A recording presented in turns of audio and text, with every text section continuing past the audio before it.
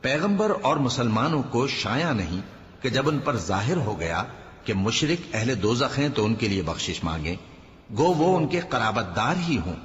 اور ابراہیم کا اپنے باپ کے لیے بخشش مانگنا تو ایک وعدے کے سبب تھا جو وہ اس سے کر چکے تھے،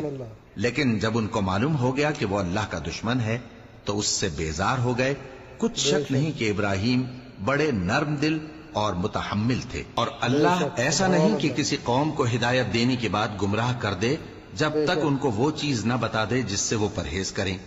بے شک اللہ ہر چیز سے واقف ہے۔ اللہ ہی ہے جس کے لیے آسمان اور زمین کی بادشاہت ہے، وہی زندگانی بخشتا اور وہی موت دیتا ہے، اور اللہ کے سوا تمہارا کوئی دوست اور مددگار نہیں ہے۔